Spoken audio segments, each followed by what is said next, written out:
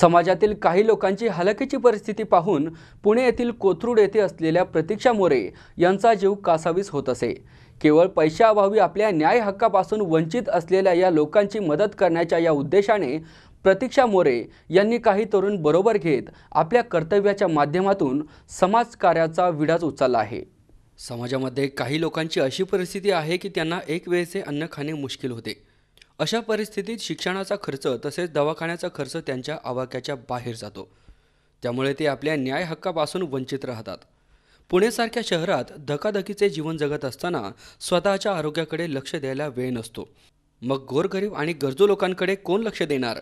असे असताना कोथरूड येथील प्रतीक्षा मोरे यांनी या वंचित लोकांना आधार देण्याचे मानस उराशी बाळगून आपले काही मित्र आणि मैत्रिणी बरोबर घेऊन आपले कर्तव्य या ग्रुपची निर्मिती केली। ग्रुपच्या अध्यक्षस्थानी अक्षय अमृत धुमाळ, उपाध्यक्ष प्रतीक्षा साहेबराव मोरे, सेक्रेटरी प्रथमेश निवळकर यासह इतर जणांच्या निवडी करण्यात आल्या। आपले कर्तव्य ग्रुपने स्वखर्चातून गरीब आणि गरजू रुग्णांची दवाखान्याची बिले भरणे, विद्यार्थ्यांची परीक्षा फी भरणे, शेतकऱ्यांची मदत करणे, गरीब कुटुंबांना अन्नदान करणे अशा प्रकारचे सामाजिक कार्य सुरू केले। आज सुमारे 150 तरुणांनी या ग्रुपच्या माध्यमातून समाजकार्यात वाहून घेतलाय। 30 डिसेंबर रोजी राहुरी तालुक्यातील मुसळवाडी येथे गरजवंत लोकांना ब्लँकेट आणि कानटोप्यांचे वाटप करण्यात आले। यावेळी श्रीरामपूर मतदारसंघाचे आमदार भाऊसाहेब कांबळे, हरिभक्त परायण भागवताचार्य किशोर महाराज जाधव मानुरीकर, मुसळवाडी ग्रामपंचायतचे सरपंच अमृत धुमाळ, अजित धुमाळ, किशोरभाऊ वने, आपले कर्तव्य ग्रुपचे अध्यक्ष अक्षय धुमाळ आदींसह मुसळवाडी ग्रामस्थ मोठ्या संख्येने उपस्थित होते। आपले कर्तव्य या ग्रुपचे कार्य अत्यंत कौतुकास्पद असल्याचे यावेळी ग्रामस्थांनी सांगितले। कोणत्याही गरजवंतास मदत लागल्यास आपले कर्तव्य या ग्रुपला संपर्क करण्याचे आवाहन ग्रुपचे अध्यक्ष अक्षय धुमाळ यांनी केले। नमस्कार, माझं नाव मोहित इदनानी, मी आपले कर्तव्याच्या एका बोर्ड ऑफ डायरेक्टर्स आहे। आपले कर्तव्य ही स्थापना 2015 मध्ये झाली। आम्ही कॉलेजमध्ये असताना असंच विचार केला एकदा की आपण काही ना काही कुठं पण गेलो खायला वगैरे जातात, आपले महिन्यातनं 1000-2000 रुपये असेच खर्च होतात। तर आम्ही 7 जणांनी एकदा विचार केला की आपण ह्या पैशातनं कसं काय लोकांना हेल्प करू शकतो। 100-200 रुपये तर आपल्यासाठी तेव्हा काहीच नसतात। तर मग आम्ही अशी आयडिया केली की प्रत्येकाने 100 रुपये महिन्याला काढायचे आणि त्यातलं काहीतरी चांगलं काम करायचं आणि गरिबांना मदत करायची।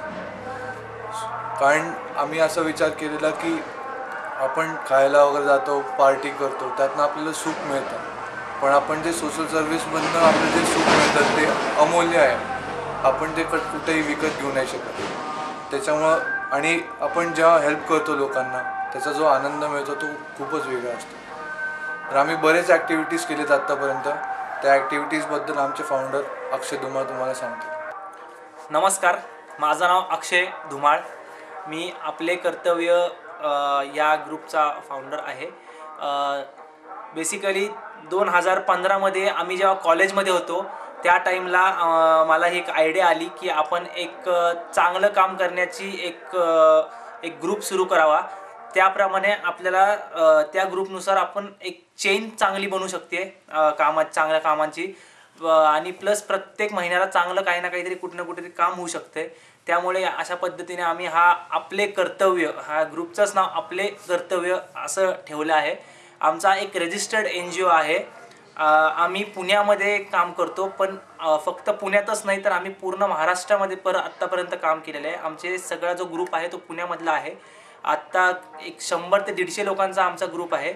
स्टार्टिंगला सुरू करताना 2015 मध्ये तेव्हा आम्ही सगळे कॉलेजमध्ये होतो, तेव्हा हा ग्रुप फक्त 7 लोकांनी सुरू झाला होता, पण हळूहळू वाढत ही संख्या 100 ते 150 लोकांपर्यंत गेली। आत्तापर्यंत आम्ही 17 ते 18 ॲक्टिव्हिटीज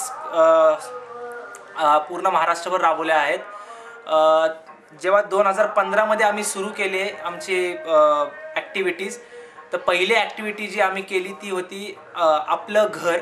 खडकवासला या धरणाच्या इथे डोंजे एक गाव आहे, तिथे हे आपले घर म्हणून एक अनाथाश्रम आहे। त्या अनाथाश्रमामध्ये आम्ही जाऊन त्या जे अनाथ मुलं आहेत त्यांना आम्ही भाजीपाला आणि जे काही त्यांना नेसेसरी गोष्टी आहेत त्या तिकडे आम्ही त्यांना दिल्या। आमच्या एक NGOचा पहिला एक रूल आहे की आम्ही कोणालाही कुठल्याही गोष्टीत पैशाने मदत नाही करत. आम्ही जी काय आम्हाला पैसे मिळतात त्या पैशाने त्या ज्या अनाथाश्रमाला किंवा ज्या संस्थेला ज्या वस्तू लागत असतील त्या वस्तू आम्ही त्यांना घेऊन देतो. तसंच आम्ही दुसरी ॲक्टिव्हिटी केली मानव्य म्हणून. पुण्यामध्ये चांदणी चौकाच्या इथं मानव्य म्हणून एक अनाथाश्रम आहे. तिथे सगळे HIV झालेले छोटे मुलं आहेत. तर त्यांना आम्ही तिथे जाऊन त्यांना कुकर आणि बाकीचे जे काही साहित्य होतं त्यांना जसं काही वॉल क्लॉक लागत होतं तर त्यावेळेस आम्ही त्यांना दिलं. या टाईमला आमची संस्थेकडे म्हणजे असे खूप ॲक्टिव्हिटीज झाल्या नव्हत्या आणि त्यामुळे आमच्याकडे एवढी फायनान्शियल मदत आम्हाला मिळत नव्हती. तर तिसरी ॲक्टिव्हिटी जी आम्ही घेतली ती one of the biggest activity आत्तापर्यंत म्हणता येईल, जी की होती फार्मर डोनेशन कॅम्प. तर फार्मर 2015मध्ये जेव्हा महाराष्ट्रामध्ये भीषण दुष्काळ पडलेला त्यावेळेस आम्ही ठरवलं की आपण शेतकऱ्यांना, महाराष्ट्रातल्या शेतकऱ्यांना आपण मदत करूयात आणि त्याप्रमाणे आम्ही त्या घडामोडी चालू केल्या. तर आम्ही असं ठरवलं की प्रत्येकाने 100 रुपये जमवायचे आणि त्याच्यातून जे काय पैसे मिळतील त्याच्यात आपण जाऊन शेतकऱ्यांना मदत करायची. आम्ही असेच पैसे जमवत आम्हाला आमच्याकडे 1 ते 1.5 लाख रुपये जमले. त्या 1 ते 1.5 लाखामध्ये आम्ही ते पैसे नाना पाटेकरांचं जे फाउंडेशन आहे, नाम फाउंडेशन, त्या फाउंडेशनला देणार होतो. पण नंतर आम्ही विचार केला की आपण स्वतः जाऊन मदत करू. तर आम्ही स्वतः लातूरला गेलो आणि तिथे जे गरजू शेतकरी होते त्या शेतकऱ्यांना आम्ही त्यांच्या जे गाया आहेत, जे गाया गुरं आहेत त्यांना आम्ही 50 किलोचं पोतं असं दिलं, कॅटल फूड जे आपण त्याला म्हणतो. असे आम्ही ते 100 शेतकऱ्यांना मदत केली आणि 50 ज्या विधवा बायका आहेत त्यांना आम्ही 1 महिन्याचं राशन दान केलं. तर अशा आम्ही त्याप्रमाणे खूप चांगला उपक्रम त्या ह्याच्यात निभवण्यात आला. त्याच्यानंतर आम्ही क्लोथ डोनेशन कॅम्प, कपडे वाटप हे कॅम्प घेतला. त्याच्या जे आम्हाला कपडे मिळाले ते आम्ही परत आपलं घरला जिथं पहिल्या टाईमला आम्ही गेलो होतो तिथे जाऊन त्या मुलांना आम्ही वाटले. त्याच्यानंतर भरपूर आम्ही अशा ॲक्टिव्हिटीज करत गेलो. सुमती बालभवन म्हणून एक शाळा आहे, तिथे त्या शाळेमध्ये गेलो.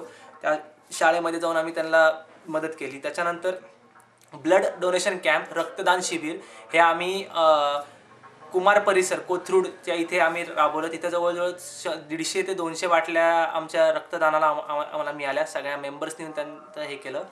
त्यानंतर आम्ही प्रत्येक वर्षामध्ये एक इव्हेंट घेतो, त्याला आपण म्हणतो स्पोर्ट्स इव्हेंट. त्या स्पोर्ट्स इव्हेंटमधून आपल्याला जे काही पैसे मिळतात ते आम्ही आपल्या फंडिंग जे काय आम्ही मदत करतो त्याच्यासाठी वापरतो. त्याचं नाव आहे लेट्स फुटबॉल म्हणून.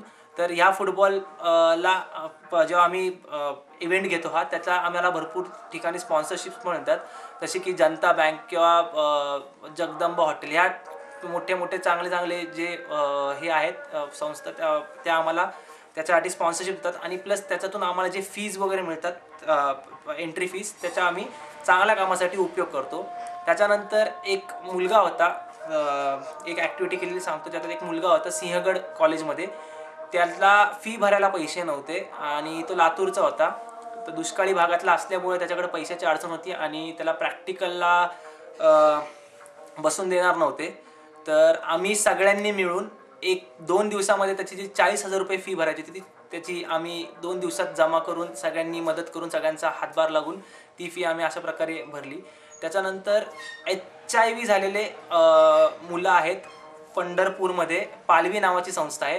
ते आपल्या बालगंधर्वला येतात. तिथे येऊन आम्ही त्यांना प्रत्येक वर्षी फूड डोनेशन करतो. आम्ही त्यांना जेवणाचा कार्यक्रम एक आयोजित करतो. त्यानंतर हे आपल्या रमजान ईदला माझी एक मैत्रीण आहे, त्या मैत्रिणीने मला प्रत्येक वर्षी थोडेफार डोनेशन देते. रमजान ईदला जे काय ते आपले डोनेशन करतात ते. तर तिथे आम्ही गावाला येऊन जिथे जे गरजू लोक आहेत त्यांना आम्ही त्यांनी राशन वगैरे डोनेशन दिलं. त्याच्यानंतर 1 जुलैला कार्यक्रम असतो महाराष्ट्र गव्हर्नमेंटचा, ट्री प्लांटेशन, वृक्षारोपण, तिथेही आम्ही सहभागी झालो. त्याच्यानंतर अजून एक महत्त्वाची ॲक्टिव्हिटी जी तुम्हाला सांगतोय मी, ती वन ऑफ द माझी खूप आवडती ॲक्टिव्हिटी आत्तापर्यंतची, सोलार लॅम्प डोनेशन. तुम्हाला सांगतो, लोणावळ्याच्या इथे 2 गावं आहेत, राजमाची गड म्हणून आहे, त्याच्या पायथ्याशी 2 गावं आहेत, वनाटी आणि उदयवाडी. तर माझ्या मित्राने आम्हाला एकदा सांगितलं की तिथून आत्तापर्यंत लाईट्स नाही आहेत. त्या गावात जायला आपल्याला कमीत कमी 2.5 तास लागतात. गाड्या तर तिथपर्यंत पोहोचतच नाही, पण चालत जायला पण ट्रेकिंग करत त्या गावामध्ये जायला 1 तास आपल्याला चालत जायला लागतात. तर आम्ही विचार केला की आत्तापर्यंत लाईट्स नाहीत त्या गावामध्ये, तर आपण जाऊन त्या लाईट्स बसूयात. पण लाईट्स बसवणं एवढं सोपं नव्हतं, कारण की गव्हर्नमेंटची परमिशन घेणं, त्याच्यानंतर बाकीचे सगळे कामकाज करणं हे काय आपल्या ह्याच्यात आवाक्यात होईल असं मला वाटलं नाही. त्यामुळे आम्ही विचार केला की आपण सोलार लॅम्प डोनेशन त्यांना करूयात. त्याप्रकारे आम्ही हालचाल सुरू केली आणि आम्ही सगळ्यांनी तिकडे त्यांच्याकडून, आमच्या जे मित्र मंडळी वगैरे सगळे आहेत त्यांच्याकडून पैसे कलेक्ट करून 2 गावांमध्ये 30 घरं आहेत, 15 घरं, प्रत्येक घरामध्ये 2 सोलार लॅम्प दिले. एक सोलार लॅम्प होता 600 रुपयाचा. असे मिळून आम्ही 30 घरांना 60 सोलार लॅम्प दिले. त्याची प्राईस आली 36,000 रुपये. तर आम्ही ते 1 महिन्याचं पूर्ण शिबिर ठेवलं होतं आणि त्या 1 महिन्याच्या शिबिरामध्ये आम्ही ते कलेक्ट केले पैसे आणि मग ते तिकडे जाऊन त्यांना लॅम्प डोनेशन केलं. त्याच्यानंतर त्या गावांबद्दल काही सुधारणा व्हावी त्यासाठी आम्ही एक मुख्यमंत्र्यांना, माननीय मुख्यमंत्री आपले देवेंद्रजी फडणवीस साहेब यांनाही आम्ही पत्र लिहिलं. त्याच्यानंतर प्रत्येक नाताळ्यामध्ये, क्रिसमसमध्ये एक अनाथाश्रम आहे, विकास अनाथाश्रम म्हणून चिखलीमध्ये. तर या चिखली गावामध्ये जाऊन आम्ही तिकडं त्यांच्याशी खेळतो वगैरे. आणि असेच भरपूर आम्ही जे ॲक्टिव्हिटीज आहेत त्या आम्ही करत राहतो. आणि आमचं उद्दिष्ट हेच आहे की गरजू लोक जे आहेत त्या गरजू लोकांना आपण जास्तीत जास्तीपर्यंत पोहोचावं. आणि जरी तुम्हाला कुठला गरजू माणूस आढळल्यास मला नक्की सांगा, किंवा आमच्यातलं कोणालाही तुम्ही मेसेज केला, फोन केला तरी चालेल. आमची साईट आहे www.aplekartavya.wordpress.com. फेसबुकवरती पण आमचं पेज आहे, तुम्ही सर्च करू शकतात. इंस्टाग्रामवरती पण आमचं पेज आहे. आणि अशा प्रकारे आम्ही ॲक्टिव्हिटीज करून जास्तीत जास्त गरजू लोक जे आहेत त्या लोकांपर्यंत आमचं पोहोचण्याचं उद्दिष्ट आहे. C24 तासाठी मनोज साळवेसह सतीश फुलसुंदर, राहुरी.